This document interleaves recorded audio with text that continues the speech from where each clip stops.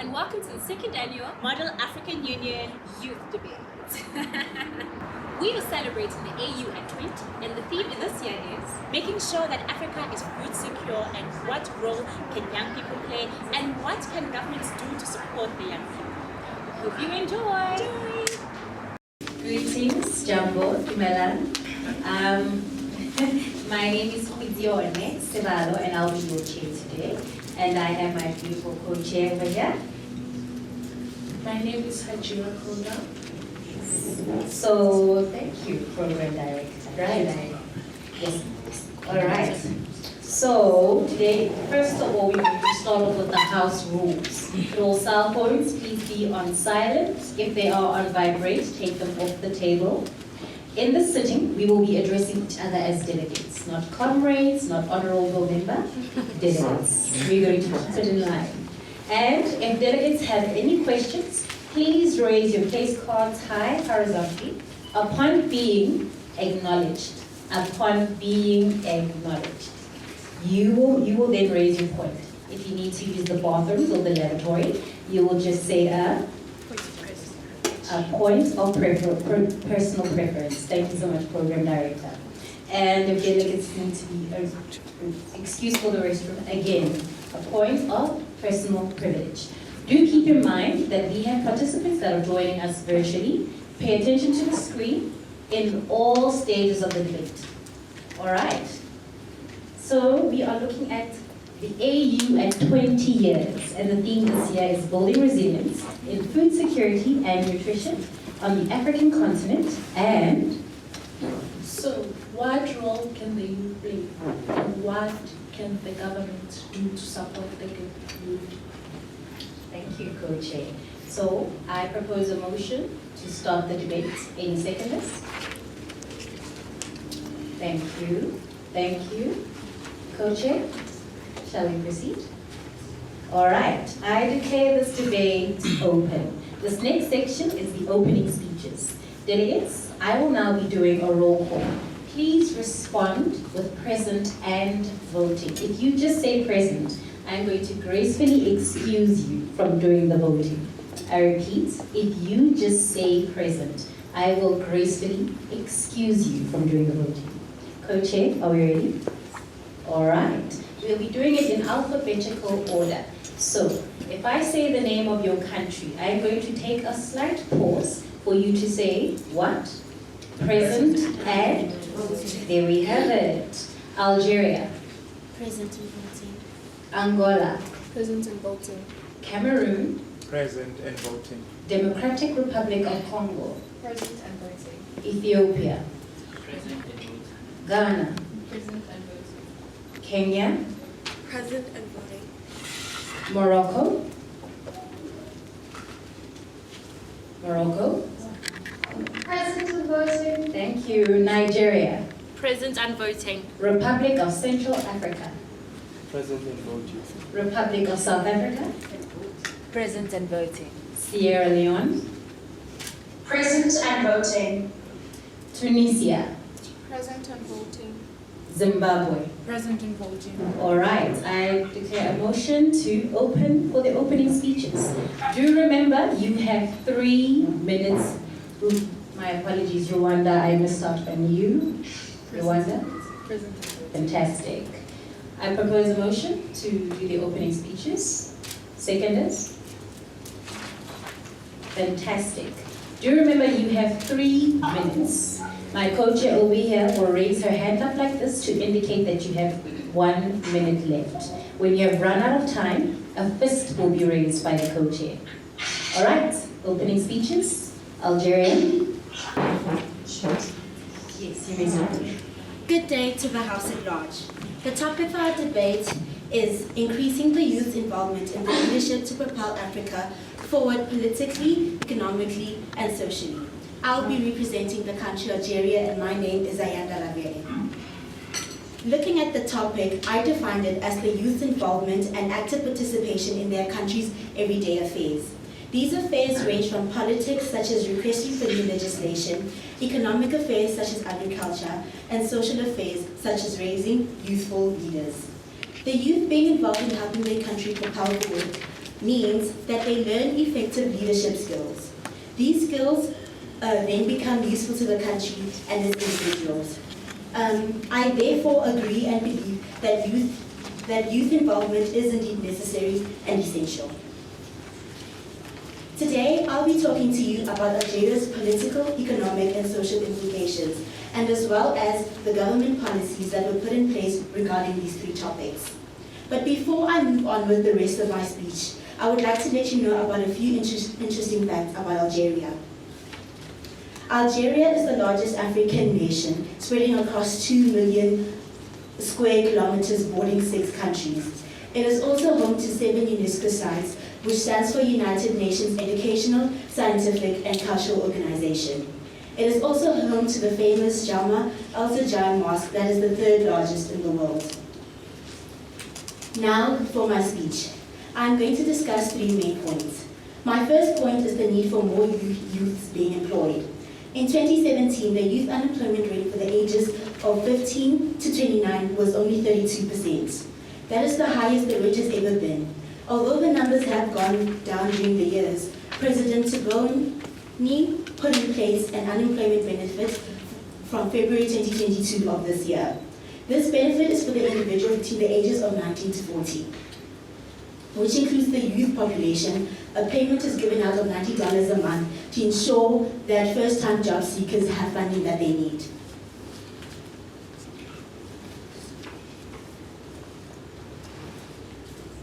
Agriculture has also prioritized their educational system by allocating more than 1/5 of their state budget on educational and skill development programs, as well as implementing law enforcement which govern the educational system. Now to my second point, agriculture. Agriculture is a key component for Algeria. Algeria is mainly known for its production of oils and their tobacco supply. Since the early 2000s, it's had an issue with its food supply. This is mostly because Algeria is mostly in the desert and relies on rainwater. 70% of their farms are only occupied small land of about 0.1 to 10 hectares. But all these issues have either been resolved or managed. For example, the government put in place a national agricultural development plan in the year 2000. This plan furthermore developed the farms of Algeria and grew the small hectares that they occupied. Growing the farms helped ensure that they could produce on a large scale and meet all their demands. Investments from the UN and from the government also helped in building water resources such as tanks for the farms instead of solely relying on rainwater. Now, I would like to encourage Algeria to employ younger individuals in their agricultural work. This would help them be more involved in their country's development, which would also train and encourage them to be part of their country's future leaders. I would also like to encourage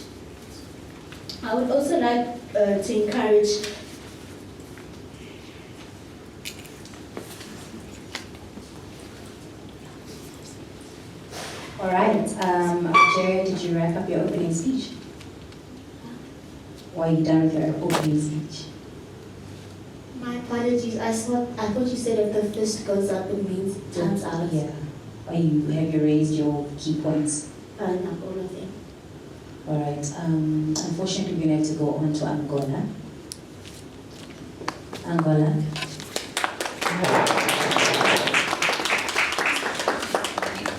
Delegates, I'd like for you to keep in mind that respecting each other is an indication of keeping within your time.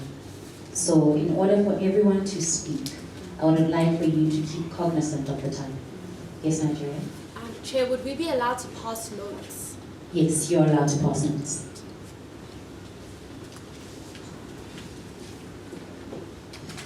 Good morning, delegates. A great man once said, "The foundation of every state is the education of its youth." At the beginning of the 21st century, the country's ecology was greatly affected by the civil war, which diminished food insecurity and made the country very dependent on international communities for food security, mainly the US. Agriculture in Angola contributes 10% of the GDP, with 85% labor engaged in it, with the best performing products being chicken meat. Before the Civil War, Angola was one of the largest exporters of sugar and coffee. However, despite the most difficult conditions, the country has shown interest in building resilience in agricultural space. About 88% of farms in Angola are utilized for commercial and predominantly subsistence farming.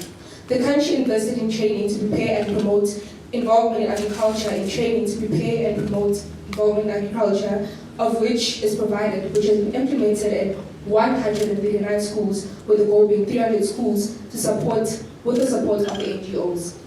The International Fund for Agricultural Development is used as a strategy to demonstrate the country's efforts towards food security, to alleviate poverty and hunger, and improve and rebuild the livelihood of poor rural people, especially women and the youth.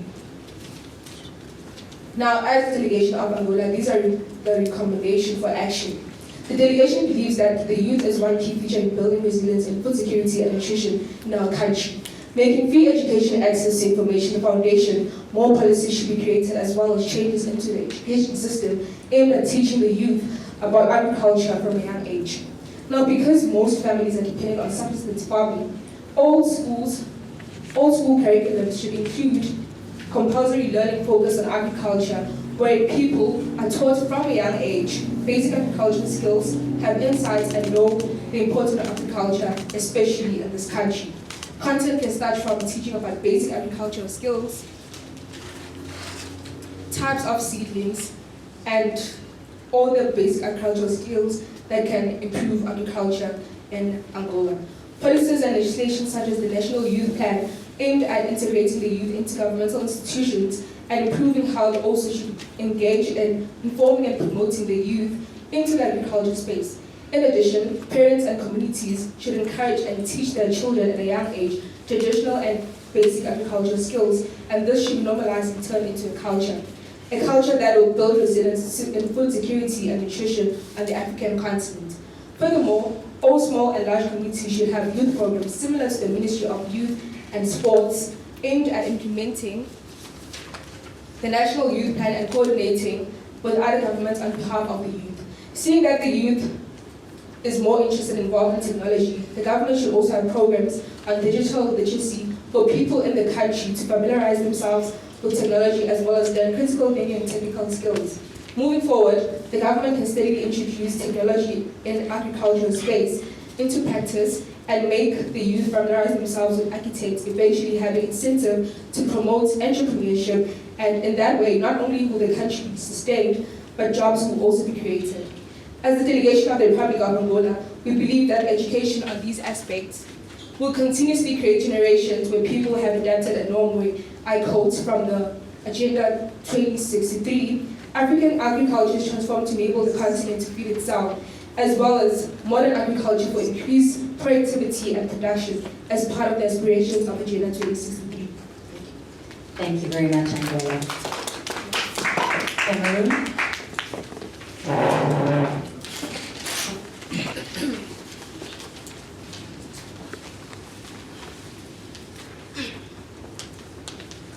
Fellow delegates, respected chairs, there is a marvelous thing happening on our continent, and it is this. The African generation is multiplying. By 2030, 70% of the sub-Saharan African population will be under the age of 30, and these numbers are a reflection of Africa's bright future. These numbers hold in them our future engineers, doctors, business owners, leaders, and farmers who must be fed and educated in order to reach their full potential. The recent pandemic has revealed the frailty of our current solutions and policies for ensuring food security and nutrition resilience. Cameroon has been shaken by this, and in consideration of both current and future youth, proposed the following. Peace must be restored. So a campaign aimed at the African youth must be launched to encourage and promote peace throughout the continent. The second proposal is for countries to have joint refugee policies so that dealing with refugee crises becomes a collaborative duty. The third solution is to boost intra-African trade by leveraging the current strategic framework of the African Continental Free Trade Agreement, or AFCFTA. It is distressing to see such high percentages of agricultural exports to Western countries while our own are in need. We would like to add that this should include the trade of knowledge and skills as well. Cameroon believes that once peace is restored, collaboration in taking on responsibilities is productive, and the youth are made aware of the AFCFTA's strong potential, they will be involved. We must remember one thing as Africans, and it is this. 60% of Africa is arable, and we have dominion over this arable land which was given to our ancestors with the knowledge that it would help us feed the 2 billion people that will call Africa home by 2030. As a result, we urge all nations of this beautiful continent to participate in these solutions and join Cameroon in prioritizing the youth, present and future. I yield the floor to the chair. Thank you very much, Cameroon. Democratic Republic of Congo, you're next. Good morning, delegates, established members, as well as the coordinators of the event. My name is Hannah, and I, along with my colleague Frederica in her absence, are representing the country, the Democratic Republic of the Congo. I would like to start off by thanking those who have taken the initiative to set up this event and subsequently have started a conversation around the social justice of malnutrition in South Africa, or in Africa rather. As a Transformation, Diversity and Inclusion Portfolio Co-Head within my school, St. Mary's DSG, I have come to realize the value in starting a conversation and the significance it has in problem solving, and ultimately reaching resolutions of these various problems, injustices, and obstacles. By starting a conversation, we start to engage ourselves through active thinking, which allows us to establish a plan of action. The plan is fulfilled by active citizenship, which allows not only those of us who are fortunate enough to be part of this event like these, but also poses an opportunity for engagement from the community to fulfill this plan. Through this, we make progress in addressing these global social injustices by reaching a resolution. Equality in all senses of the word, social, economic, environment, and also in an individualistic sense. I'd like to start off by reading a piece from my position paper. Despite being the country's richest, or one of the countries who are the richest in agricultural resources, with 24 trillion US dollars. The Democratic Republic of the Congo is considered the second poorest country in the world. Since the COVID-19 pandemic, it is evident that the impact of the already fragile food security throughout Africa is in jeopardy. Considering that the DRC has a total area of 2,345 million kilometers squared, and additionally, the second largest country in Africa, the country has the capability to sustain itself and many other countries in Africa with stable foods cultivated from food crops. However, only 10% of this arable farmland is utilized, and despite being rich in food resources, the country falls victim to a new pandemic, malnutrition. As Voice of the DRC, we would like to partner with our neighboring countries to increase our agricultural yields and not only sustain the DRC itself, but also our fellow neighbors.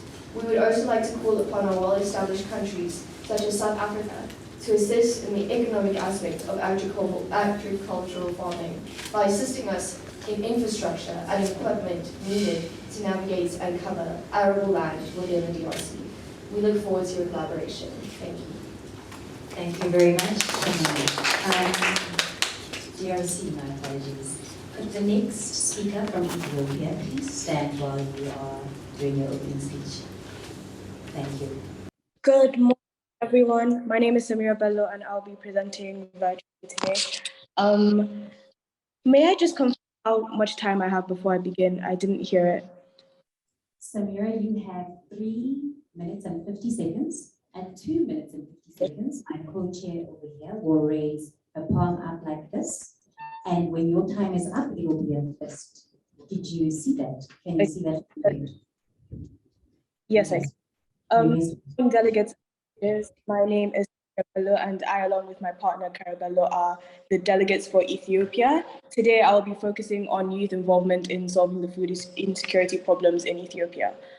Often when people who do not reside in Africa think about Africa, they tend to think about darkness, poverty, the jungle, food insecurity, diseases, corruption, and they always have negative connotations. And only after that do they remember cuisine, wildlife, painful history of colonization, the great and leaders of Africa, and the diversity of the African continent. In Ethiopia particularly, there is a large insecurity problem, and many Ethiopians have been forced to sell some of their assets. Traditionally, respite for Ethiopians is found through selling cattle for a decent sum.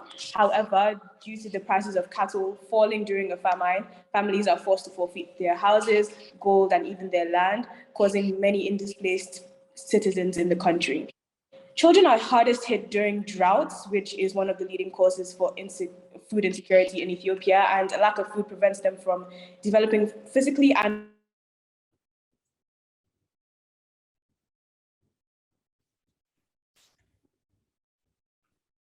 sorry about that. And when children are able to get the required nutrients and they need to develop, they are more prone to acquire diseases. An estimated $124 million was required to adequately serve and protect Ethiopians from hunger and famine in 2019. And due to the coronavirus and other health issues arising, these numbers have risen during the pandemic. Serving the healthcare sector directly benefits the issue of hunger, and Ethiopia's House of People's Representative, which is the highest authority of the federal government, is currently chaired by 470 members, of which 241 are between the ages of 21 to 40. This means that about 51.3% of the membership of the House is the youth.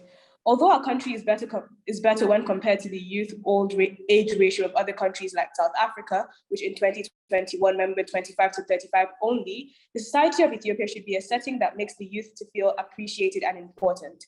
Youth-led public talks should be held where the youth come together and discuss everything food security and nutrition. And when the youth percentage in the House of Representatives and House of Federation increases to about 75%, it would mean that there will be new and contemporary methods of leadership, and there would be more ways to increase the food security in Ethiopia. Work has been started with organizations like the World Vision, USAID, and Mercy Corps by providing the necessary resources for surmounting the famine, addressing child malnutrition by training healthcare providers, providing stabilization and medication, and distributing nutrients and supplements, delivering the food assistance to families in desperate need in partnership with a number of other agencies and government. Food for Peace investigations and studies of the government's safety net are being conducted to ensure the safety of the citizens in the future should famines arise again. Mercy Corps specifically recognizes education as a barrier to effectively fight famine and poverty in general, and the organization's efforts are concentrated on diversifying the prospective methods of financial gain for Ethiopians so that drought will not completely wipe out their only source of income. Additionally, the organization is working in health-related facilities around Ethiopia to educate workers on treatment of malnutrition. That being said, we do believe that government funding from other countries such as South Africa or even Algeria would make it more possible to combat the food insecurity situation in Ethiopia.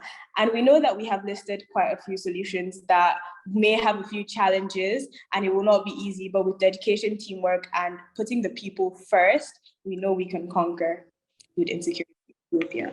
Thank you. Thank you very much. Ghana. Greetings, honorable chairs and esteemed delegates. During this meeting, more than 20,000 children will die of hunger. 1 every 5 seconds, 6 million children a year. The world has more than enough food, yet today, more than 1 billion people are still hungry. This is unacceptable. Yesterday, I fasted. It was not easy, but for too many people, going without food is a daily reality. Ghana believes that food and nutritional security are the foundations of a decent life, a sound education, and the achievement of the Agenda 2063.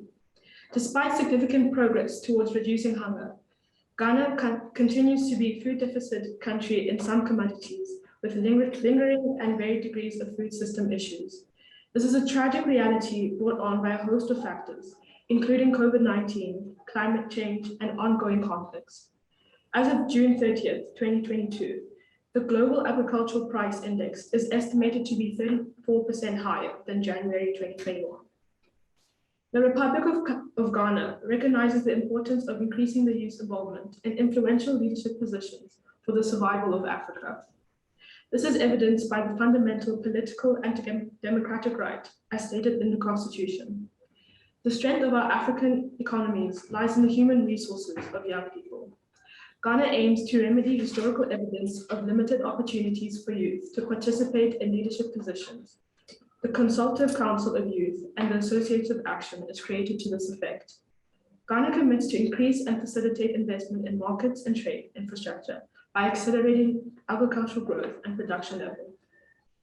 To build resilience in food security and nutrition nationwide, Ghana proposes to stop conflicts and pandemics that disrupt supply chains, to repair our relationship with nature, secure sustainable agriculture, and to strengthen the global institutions working to alleviate poverty and hunger. We need to ensure that our food systems can provide affordable, healthy diets that are sustainable and inclusive, and become a powerful driving force towards ending hunger, food insecurity, and malnutrition in all its forms for all people.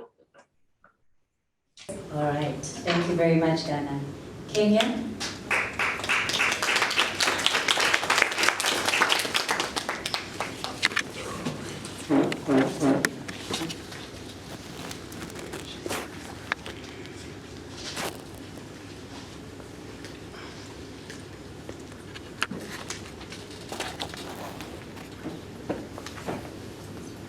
Honorable Chair and fellow delegates, food security is a paramount expression of socioeconomic inequality across the African continent and is consistently being threatened, sabotaging the life expectancy, livelihood, and development of individuals spanning all ages.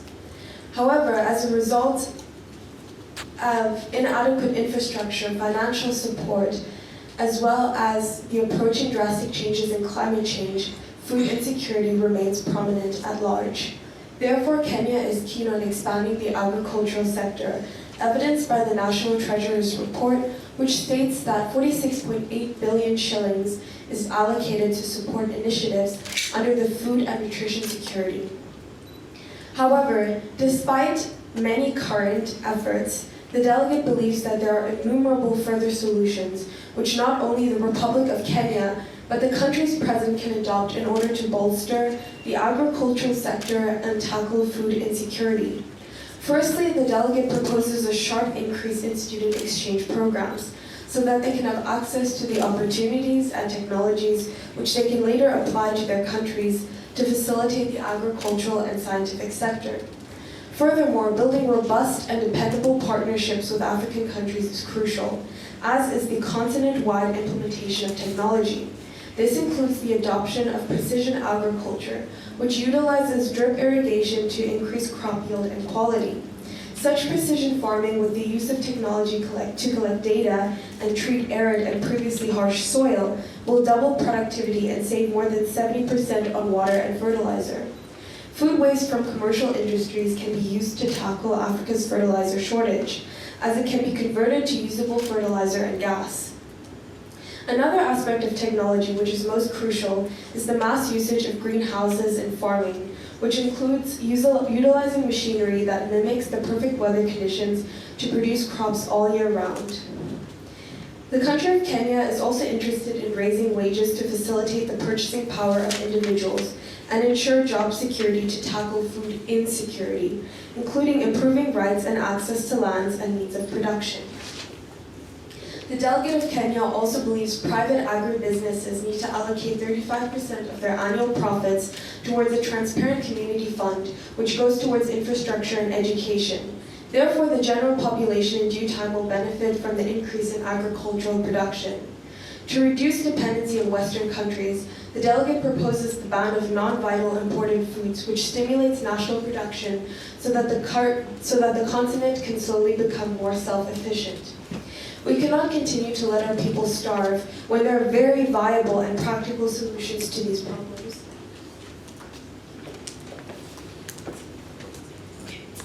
We cannot continue to let our people survive on an average 2,800 kilojoule diet when a healthy adult is supposed to consume 12,000 kilojoules. Let us change not only our country's destinies, but the trajectory of our continent to feed the growing populations and ensure a transcendent future for us all. Thank you. Thank you very much, Amy. Before the next speaker, just a reminder, this means you have 1 minute left. And this means time is up. All right, our next speaker is from Morocco. Morocco. Good morning, delegates and guests. We have all agreed that in Africa today, the biggest problem we face is food security, especially in terms of vulnerability to weather and climate, and the varying needs of the unique ethnic and geographical territories that exist within our continent. And Morocco stands behind our king and government in devising a resolution that focuses on supporting farming on a commercial and smallholder scale, closing the gaps in rural development, and the promotion of local development focused on giving the youth the tools and education to stimulate their own economic and political growth. Our previous plans, such as the National Human Development Initiative, Green Morocco Plan, New Constitution, and Nutrition Strategy that prioritize the country's lagging areas of rural infrastructure development efforts and reflect a territorial focus, targeting agriculture development on an acute scale, as well as our Moroccan National System, Environmental Program, and our Haliotis Plan, which focus on specific crop development and monitoring and development of technical capacity of the youth. With heavy focus on a territorial approach, implementing political systems within smaller rural areas and giving the youth the ability and skills to be involved in policy making and decisions on all levels, we give our youth the ability to change and improve their future and make decisions best suited to their territories in a way that larger political systems are unable to. Our aims and policies for the future are to ensure food security through people-led policies suited to the specific needs of our individual territories and the infrastructural development of these communities. We aim to do this through our Green Generation Plan, a 10-year plan focused on enhancing the resilience and sustainability of the country's agriculture production for export and domestic consumption, elevating 400,000 households into the middle class through mitigation of our vulnerability to the impact of climate change and the increasing prevalence of drought. This will be done on a household scale, focusing on household practices that will ensure a higher level of food security and resilience, as well as on a national scale, promoting education on our vulnerability, as well as equipping our youth with the skills needed to govern and develop their future. We aim to draw up a resolution today that caters to our varying territorial needs, allowing to address the needs of all territories in our culture, as well as focusing on many African countries' vulnerability to natural disasters and drought. We hope to find allies that share our hopes of empowering the youth and giving them the skills to ensure their own food security and in turn secure their own future. Because we cannot, as a government looking over an entire country, know the needs of every individual, but we can give them the skills to meet these needs themselves. Thank you very much, Morocco. Nigeria. Peace. Good day, delegates and honorable chair, as well as our adjudicators. As the youth that has the honor to be a part of this monumental gathering of the African Union, it is of dire importance that we critically consider our role in becoming effective implementers of well-researched and strategized policies and acts that already exist in our respective countries on the continent as well as globally. And possibly, we need to also look at where there is a lack of such documents and then create the onus in us to ensure that we speak up where there's space for such documents to be created. For example, we can look at the African Plan for Action for Youth Empowerment and the importance of how it recognizes the youth empowerment, but it speaks nothing of food resilience, speaks nothing of climate change, and speaks nothing of the just transition. These are topics that are important and cannot be ignored. Many of the Nigerian youth who are involved in building resilience in food security and nutrition are farmers. Now, as glorious as the idea of self-employed youth sounds, in Nigeria it is not as glorious as it looks. Nigerian farmers are tyrannized by the changing climate, the poor economy, lackluster government, Boko Haram insurgencies, and conflicts between herdsmen and local farmers. As Nigerian youth, we are beyond frustrated by the bombastic role that our leaders take in each of our African countries. Instead, our government is more proud to stand in front of a pyramid of rice while we import wheat from the United States of America. Wheat is the most imported food in Nigeria and the second most imported item on the continent. And because of the Russian and Ukrainian conflict, the inflation rate in America went up by 7.9% in February of this year, and in Nigeria, it went up by 15.6% in February of this year. In reaching our sustainable resolution to food security, this committee of young leaders needs to ensure that we create longevity in our solutions, to ensure that we avoid short-term solutions in persisting issues. It is of utmost importance that investment in machinery, labor, education, and technology becomes a key in doing so, as well as investing back into communities by supporting small-scale farmers, and in the case of Nigeria, ensuring their safety, and by encouraging youth to become involved in changing the status quo through entrepreneurial initiatives and grants, as well as scholarships to mobilize youth and aid them in becoming active change makers in their communities. In addition, a re-evaluation of trade policies must be a priority, as the current policies prove to be a growing issue and a hindrance of achieving food security on the continent. Fellow African youth, at this point in time, it is beyond a reason that a request is made, that we move away from frivolous discussions that only aim to repeat what our leaders have already said. It is time that we act. And this gathering right here was created for just that, for us to start acting, to ensure that we create a resolution that has logical and strategical requests that we send to our government that detail in specificity how we as the youth choose to act and implement. I thank you for your time. Thank you very much, Nigeria. The Republic of Central Africa.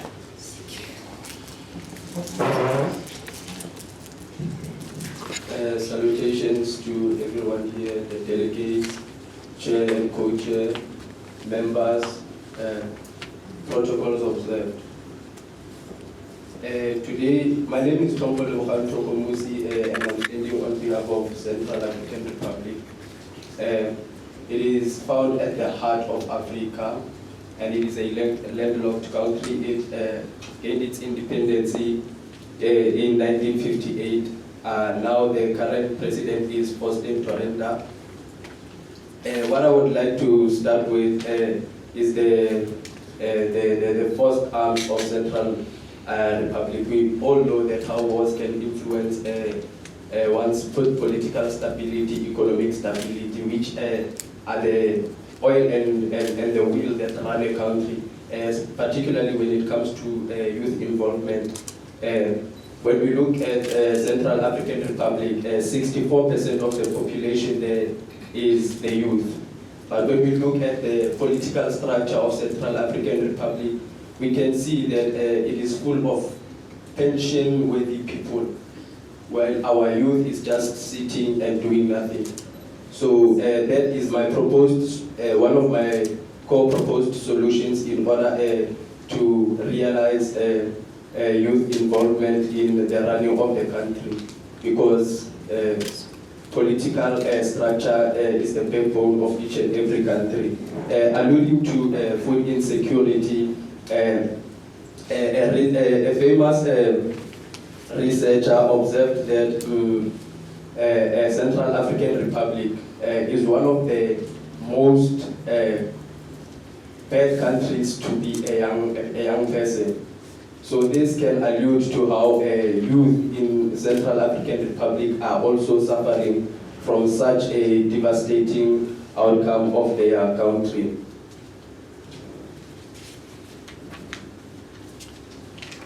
One of the policy-making engineers of Central African Republic was that initially they came up with a policy called the proximity policy. The proximity policy essentially established the fact of involving the youth in agriculture, in the agricultural sector. But one of the main focus that alludes to the fact that Central African Republic does make policies, but they fail to implement them.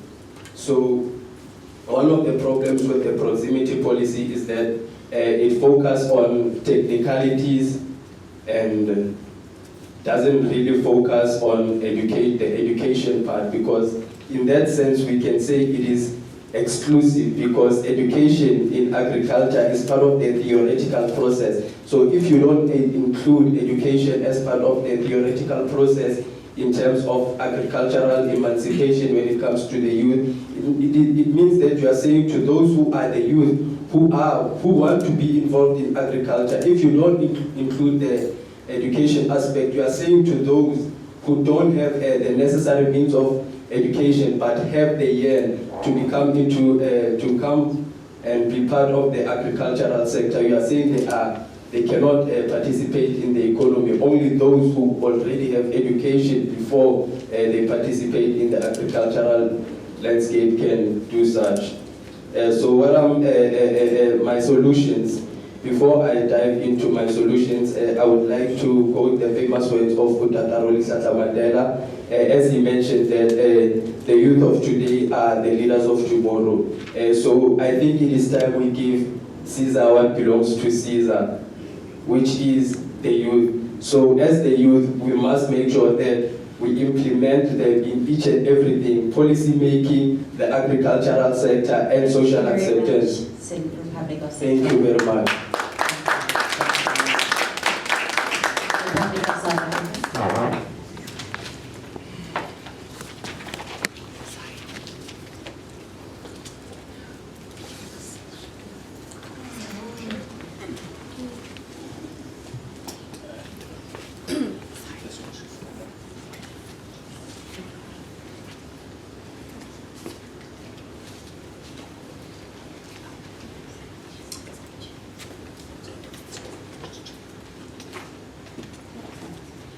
Most esteemed fellow delegates, chair and co-chair, on the topic of food insecurity in Africa, I am reminded of an old Sepedi saying that goes,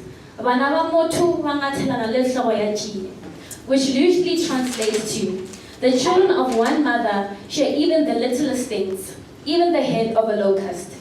And while this saying speaks to the love and compassion that brothers and sisters share, that prompts them to share even the little that they have, it is unfortunate that this reality of sharing even the last grain of rice has become the reality of our African youth.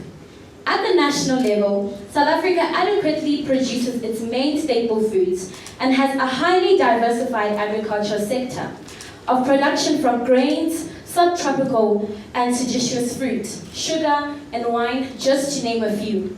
However, the very provinces that export these products are where we see households unable to afford the very things that they export. Meaning that while the country has the capacity to provide for its people, the affordability of households limits accessibility to food. Yes, as a delegation of South Africa and Africa, we cannot discuss food insecurity without discussing the social, economic, and political implications that land distribution issues pose on this very topic in South Africa and Africa. Hence why we suggest, as a delegation of South Africa, that governments combat food insecurity by addressing this at the root cause, by addressing unemployment and advocating for self-empowerment and self-sufficiency. Similar to Black community programs or BCP concepts, government alongside the youth should engage in welfare programs and welfare works and programs of self-help run by Africans for Africa. We suggest that governments across Africa place policies and mandates that farming industries and companies offer mentorships, grants, and most importantly, resources to educate the youth on how and where to venture into the agricultural industry, big scale or small scale. To clarify, we as the youth of Africa, and especially the delegation of South Africa, are asking for a sustainable solution, a space for organic intellectuals to thrive, not a short-term campaign. The focus should not just be on funding, but on the exchange and imparting of knowledge, skills, and valuable insight that relevant companies and departments have when it comes to agriculture. Whether it be school visits to educate learners on subsistence farming, or large mentorships to show the youth on insight on how to start and monetize farming businesses. In doing so, government not only addresses unemployment, but also food affordability and accessibility. But more than this, by placing an emphasis on producing food within the continent, countries across Africa can instill a sense of solidarity, appreciation, and pride in proudly African products. By teaching individuals about food insecurity, we improve food accessibility in communities within the continent. Knowledge is indispensable. Empowering an individual with it can bring change for millions, if not billions, of Africans. In summary, as a delegation of South Africa, we believe the main solution is to create jobs, instill knowledge and skills, and make food accessible to all. It is counterproductive if funding is shelled out, but knowledge is not imparted on how to use these very resources. I yield my time to the floor. Thank you very much,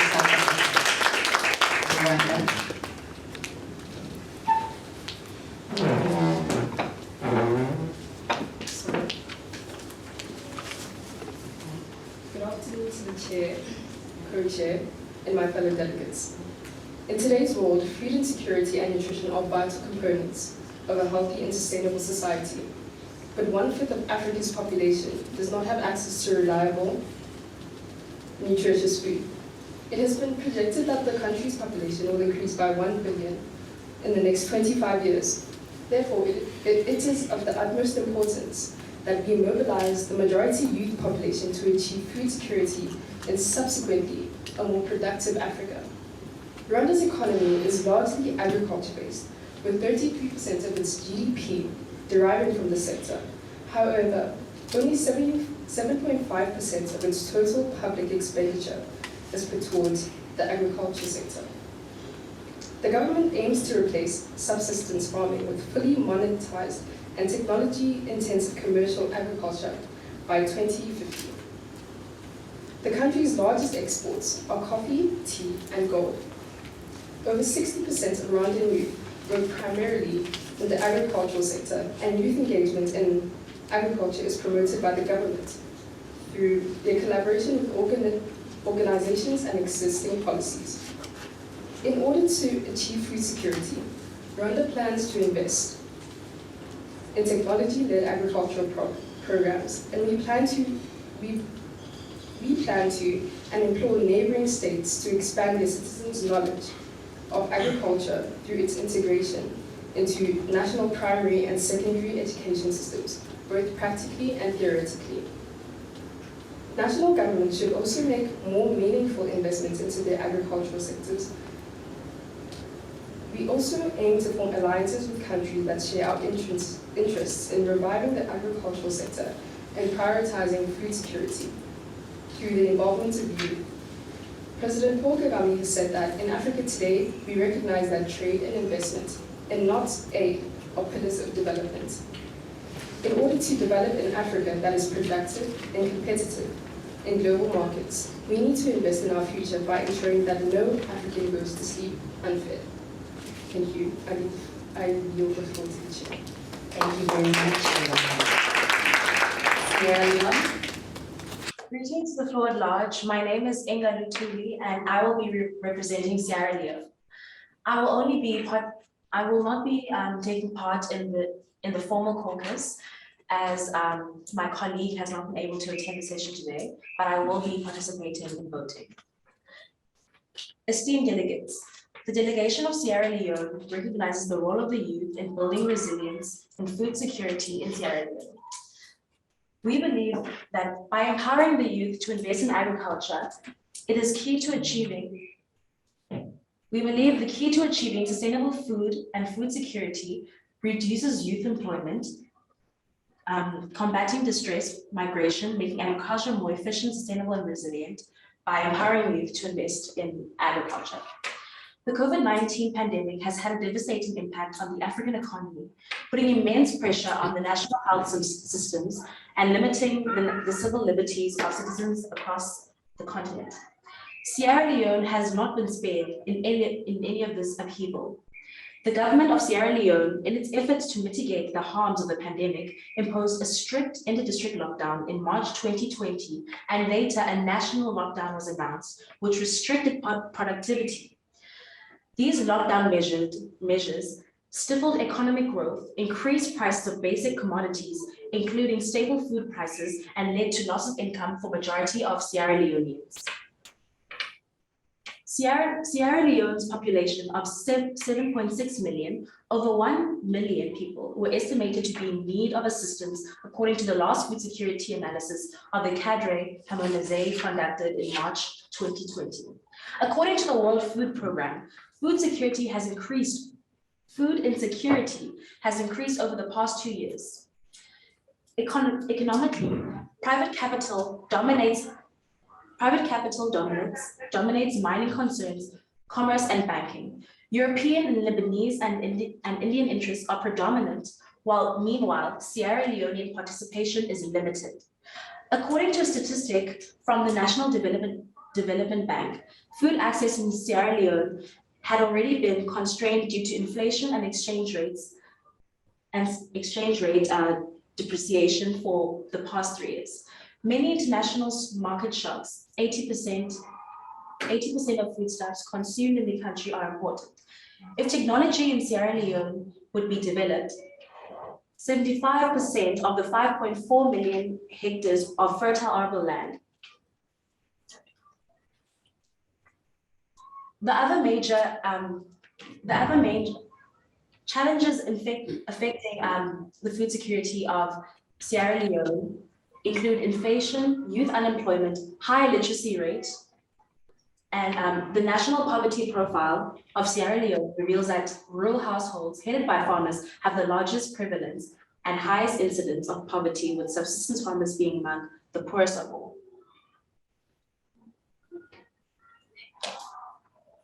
The implementation of the household survey coincided with the peak of the lean season, where food security is expected to be high. However, these food insecurity levels appeared higher than usual this year. Respondents reported a significant decrease in the consumption of animal products, with half of surveyed households reporting having consumed fewer meat and milk products. However, 1/3 of households reported having consumed less cereals than last year during the same period. Thank you very much, Sierra Leone. Thank you.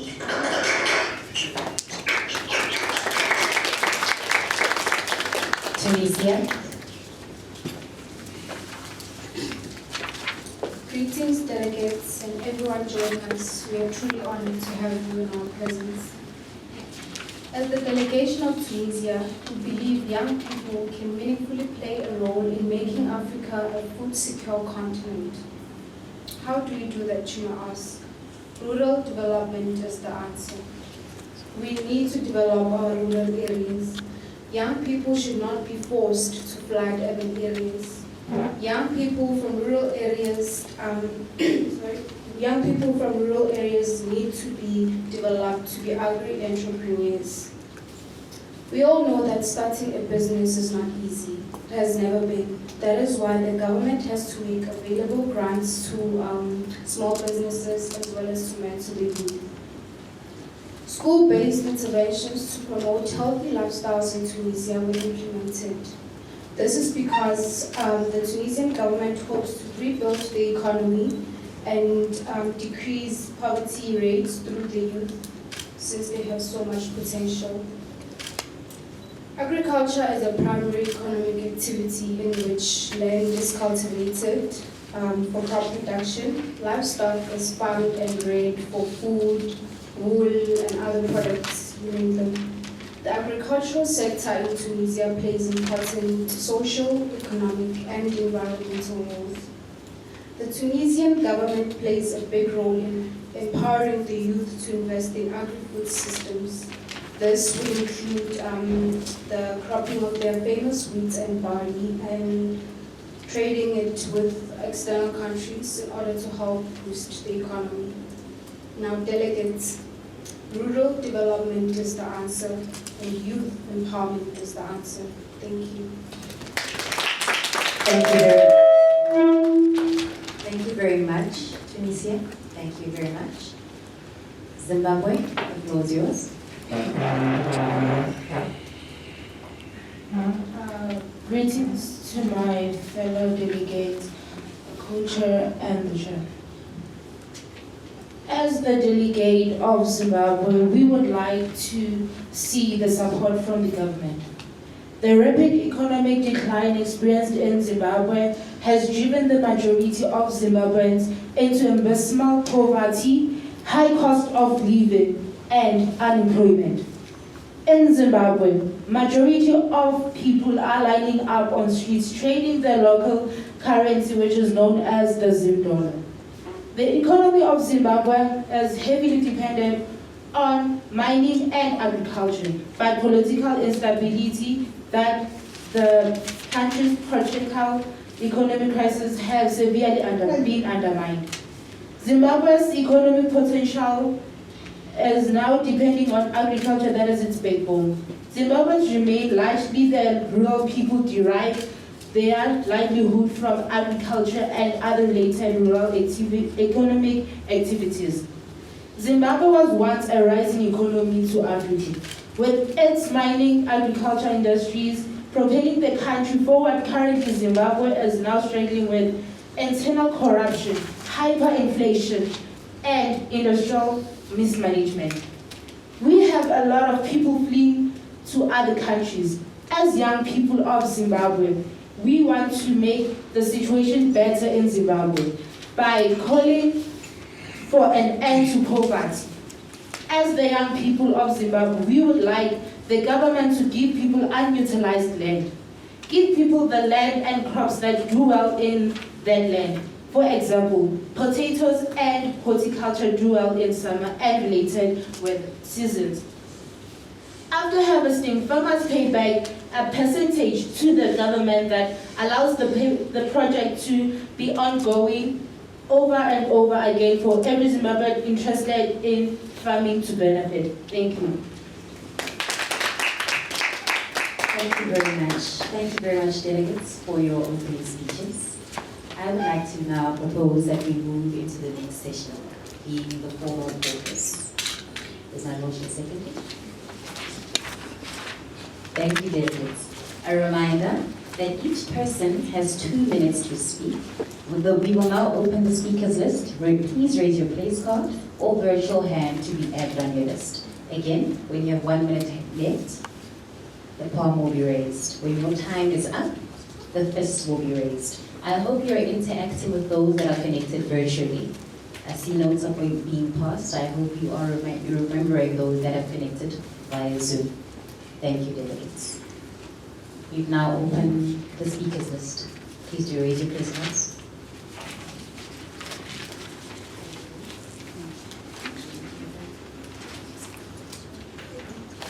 Could you please raise the place cards again? Thank you. We'll start with Cameroon.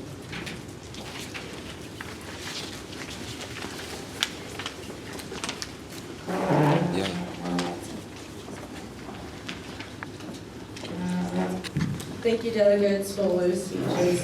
I just wanted to ask a question to all the delegates, especially the ones who mentioned education, which is very good as well. The delegate of Cameroon believes truly in empowering the youth, and we just like to emphasize this because once an African youth member is educated, how do we ensure that they do not leave the continent, which is an issue that is still happening? There can be education, but without empowerment, it cannot be used to its full capacity and to its full use in the continent and in playing a part. All of us here have lots of knowledge on agriculture, but are you empowered to now go out of this room to go into the agricultural sector?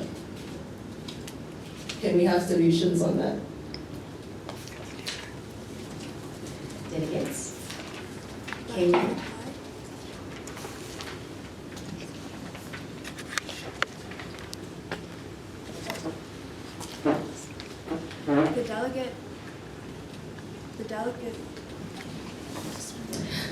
The delegate of Kenya believes that this is a very important question and believes that, first of all, in terms of education, there needs to be a complete restructuring of the educational curriculum that gives students all the necessary skills that they could otherwise learn if they travel overseas or study abroad.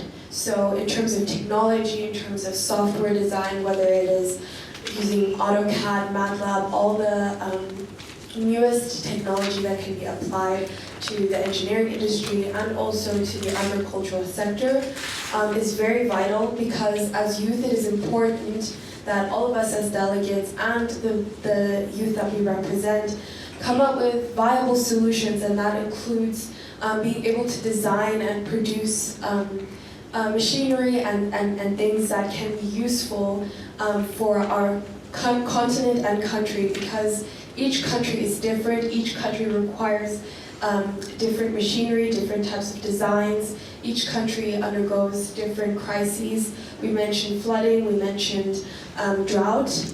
Those are very important to address, especially with climate change.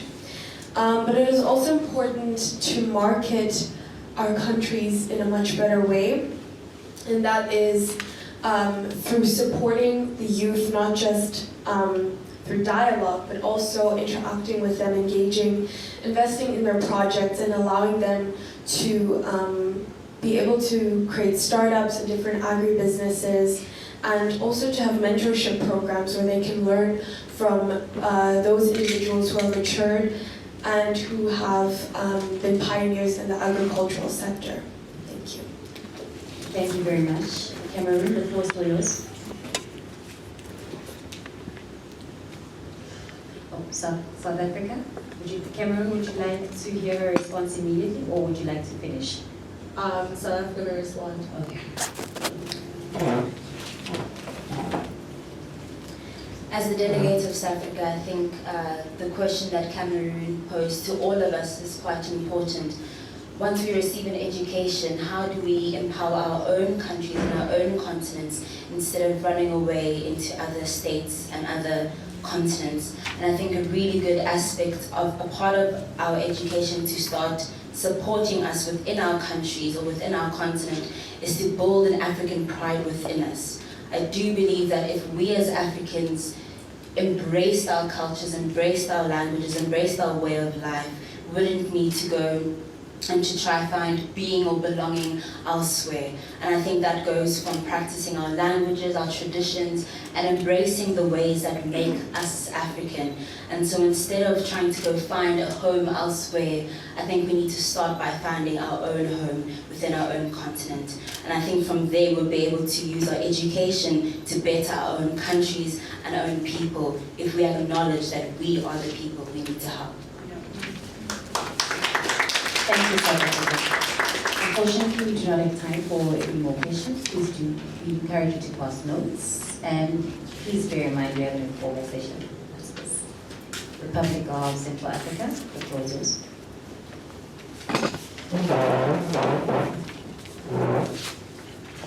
In the event that you direct a question to someone, they may stand up and respond. If not, we encourage notes being passed on. Thank you, delegates. Greetings once more. Firstly, I would like to allude to Zimbabwe's point in terms of land. He mentioned the fact that people must be given back the land.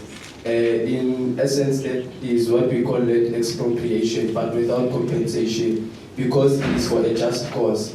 The just cause being that if our people get access to land, they will be able to practice farming, they will be able to make those small businesses, they will be able to bring in their money so that they can be nutritious and all that. Another thing that I would like to add upon is the effect of education. Education is known to be a key to success.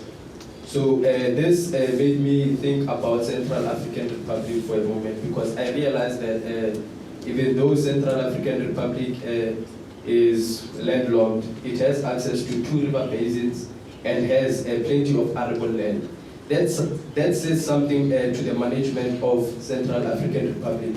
It tells me that they are uneducated, and if they are uneducated, meaning the country will suffer in terms of food security and nutrition, meaning it will lead to a trickle-down effect where it will also affect our youth. So it is important that we start educating the youth, especially in terms of how to handle the land and how to run the agricultural sector in order for you to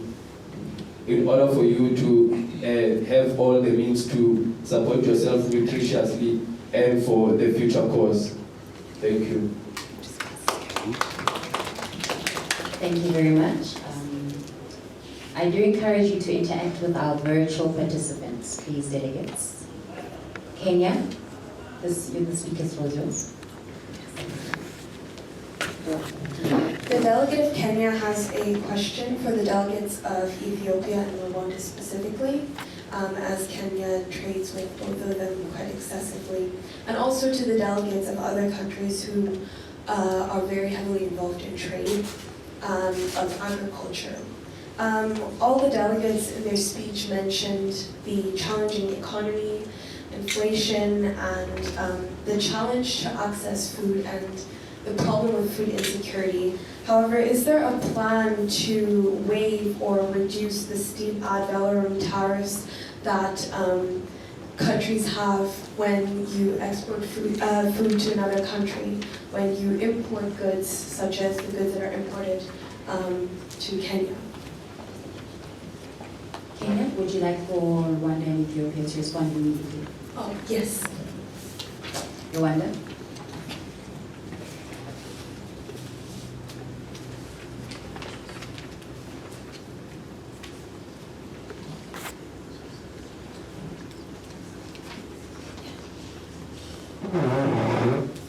The delegation of Rwanda would like to exercise its right to reply.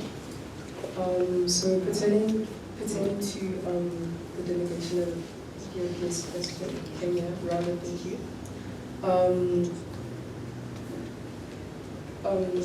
Rwanda and Kenya and Ethiopia all form part of the East African community and various other trade agreements. And through that, we try to minimize our trade tariffs between ourselves and the East African community. And we also form part of other international policies and institutions such as CALIP and so on and so forth. So already within our borders, we do our best to promote independent farming practices that people can use to feed themselves in their homes, but also we're trying to monetize subsistence farming. So through various platforms and segments, we're trying to minimize the costs of nutrition and food. Thank you. Thank you very much. Thank you very much. Ethiopia, you would need to respond via note if you're running out of time. May the delegates from Morocco respond? Due to time constraints, I would advise you to communicate with Kenya via virtual, either the Zoom chat. Thank you very much, Morocco. Next, we have Tunisia to the floor, please. Speaker's floor.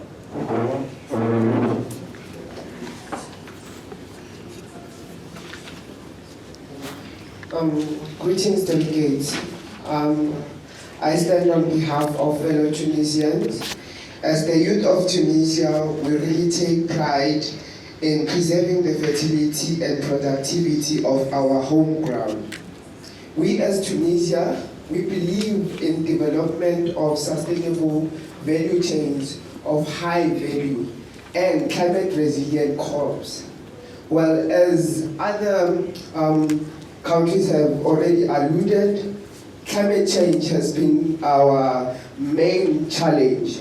So, question posed to every delegate in the room is that how do you aim to tackle the challenge which we're facing as every country globally, which is climate change? The agricultural sector of Tunisia is of great economic importance, making up to 12.6% contribution to the national GDP. Tunisia has signed and ratified the AFCFTA, which I haven't heard any country around talking about the agreement. As Tunisia, we aim to connect every country to a one market Africa, which means every country can be connected, united, because as our speakers have alluded that when united, we can go far, but individually, we are not going anywhere.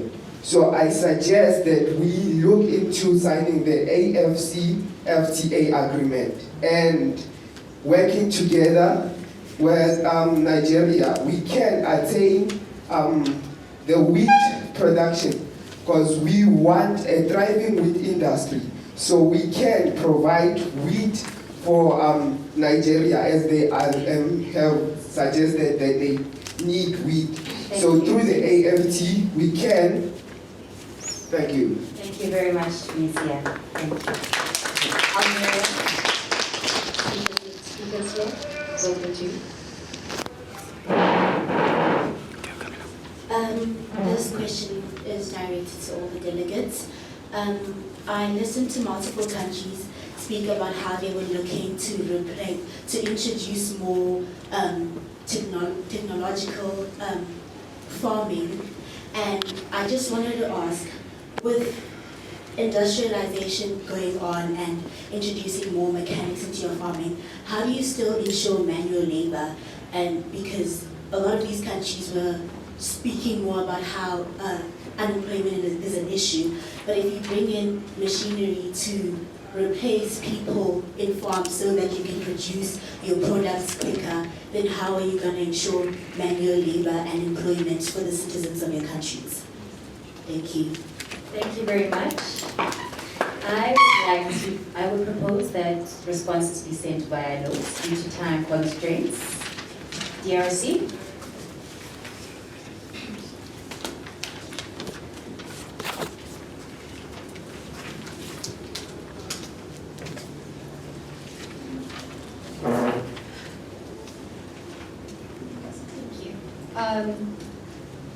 Throughout the conversation, I've noticed that we are overlooking a very common threat to our food security, not only in the DRC but also for many countries within Africa, and that happens to be land grabbing. And that is why I was very interested in Cameroon's proposal of inter-Africa trade, because I believe that this not only will strengthen our pride in being Africa and being African, but it will also assist us in building Africa and its economical means independently of other continents. Additionally, I would like to pose a question to the table. Is education essential for engagement? What I imply by that is we have to take into consideration that a lot of our youth have either dropped out from schooling due to socioeconomic means, or do not have the financial means to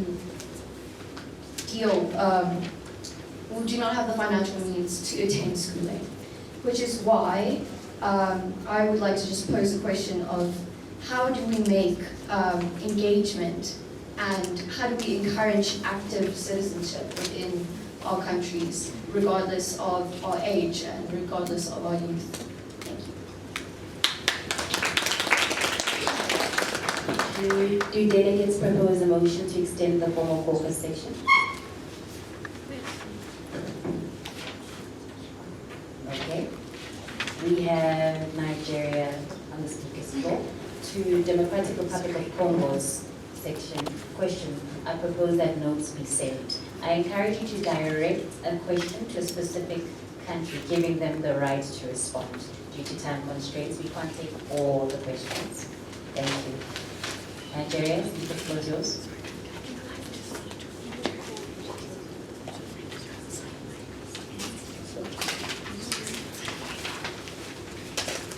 Thank you to the chair and fellow delegates. Delegates, I'd like to just remind us all that we're here as youth delegations from our respective countries, which means that the solutions that we come up with need to be implementable by us sitting here. Not only do we need to hold our government accountable for the solutions that we come up with, or the solutions that they have come up with and have not been able to implement, but we need to hold ourselves accountable for the solutions that we implement. Therefore, when we go back home, what are we going to say to our fellow youth that we are sitting here representing? What solutions are we going to give them? When we say that we want workshops, sorry, not workshops, but when we say that we want our youth in the rural areas to have access to sustainable development, to have access to food and nutrition, what does that look like in terms of implementation for us as a delegate sitting here? As a delegation of Nigeria, I really propose that we look strongly in our involvement and we look at how, when we go home, what our involvement entails. Thank you. Thank you very much, Nigeria.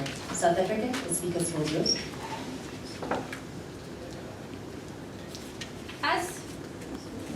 As the delegation of South Africa, we have a question specifically posed to Tunisia. To the delegates of Tunisia, according to the Middle East Institute 2021 report, Tunisia has attained self-sufficiency in dairy products, vegetables, and fruits. And as a delegation of South Africa, we commend you, and I believe alongside other African states, as this is a goal that we are trying to achieve. However, your imports of wheat and maize are still high. So our question as a delegation of South Africa is, what is your suggestion to other countries who are trying to achieve self-sufficiency? Republic of South Africa, would you like Tunisia to respond immediately? Yes, please. Tunisia?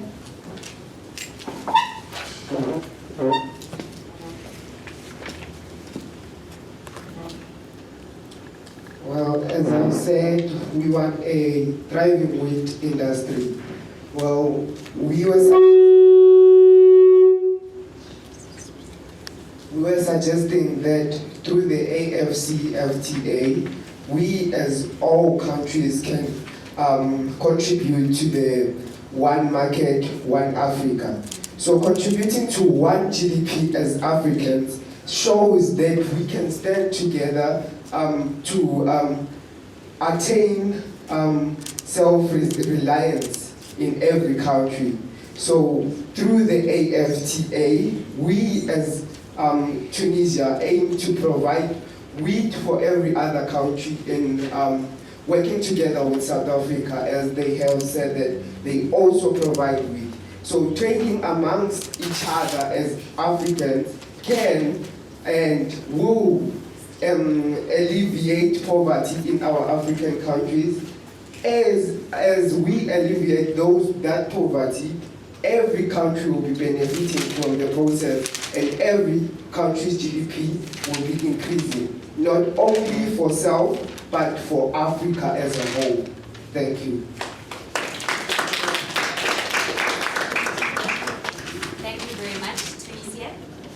Ethiopia, the floor is yours. I will greet you again, and I'm really thankful for this opportunity. So, listening to my fellow delegates' points about wheat, about land, really brings me to the point that we can have all those things, but once we have them, how do we actually reproduce them?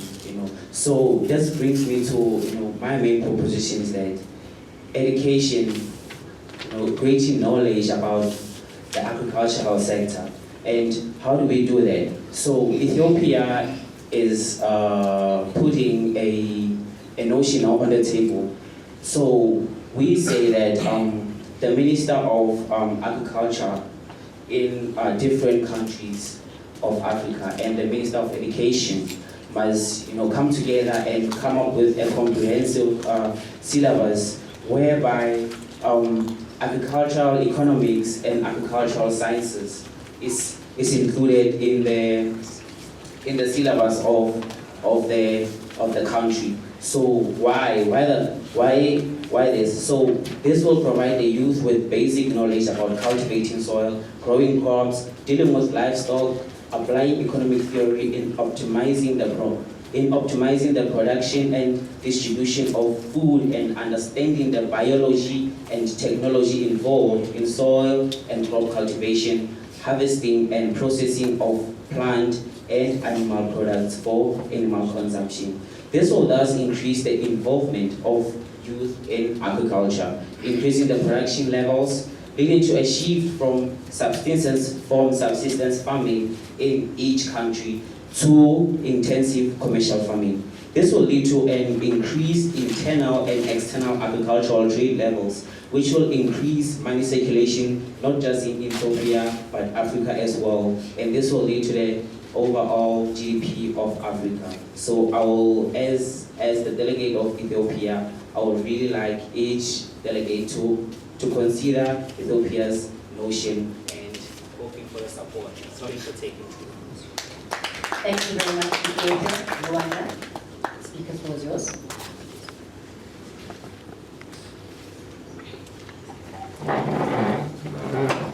As the delegation from Rwanda, we would like to prioritize the revival of the agricultural sector and place a heavy focus on collaboration with other African states, which means prioritizing the safety of various African nationals across borders and promoting a spirit of African collaboration. We would like to pose a question to South Africa, the Republic of South Africa specifically. We would like to know, how do you intend to convey a spirit of African unity and solidarity with the high levels of xenophobia, especially towards other African nationals? Rwanda, would you like for them to respond immediately? Republic of South Africa.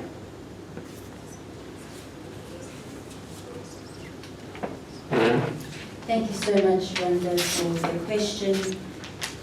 Xenophobia is an extremely heart-aching issue that not just Africa experiences, but various African continents. And I think we need to understand the cause of that fault. And the cause of xenophobia at times could be the lack of education. Maybe sometimes people hate people from other countries because they're ignorant towards their identities, their cultures, their traditions. And that is why South Africa is looking into implementing various education programs and initiatives to provide education on how us as Africans, we are the same. And there can never be a reason to remove the right to one's life and placing them with harsh discrimination. And South Africa also believes that we are trying to address this issue of xenophobia.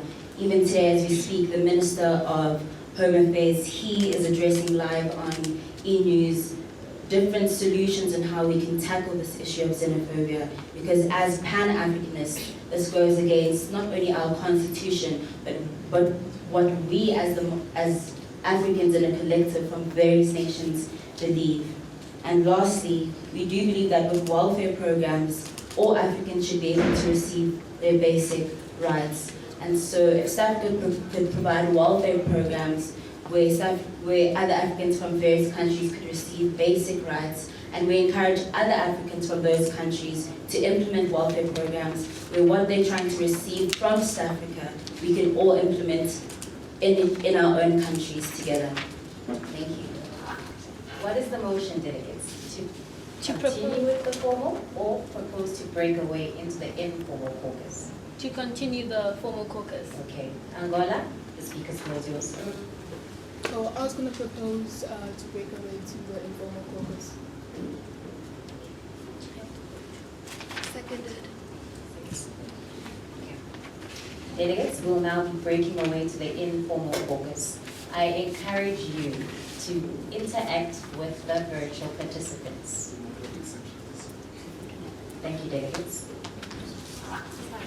Just based on, if we're going to a breakaway, based on the position paper, based on the opening statements that delegates have mentioned, I took note on the different operative clauses that delegates had come up with and sort of started a foundation for a resolution paper. So if there are any delegates that would like to take a look at what has been written down, it is basically just a summary of all the opening statements so that we can work on trying to come up with a cohesive solution. Please do make your way for me, and I'm sending a link on the WhatsApp group for the virtual committee as well to also be able to look at it. Thank you very much, Nigeria. Thank you. Delegates, we now break away to the informal caucus. Thank you very much.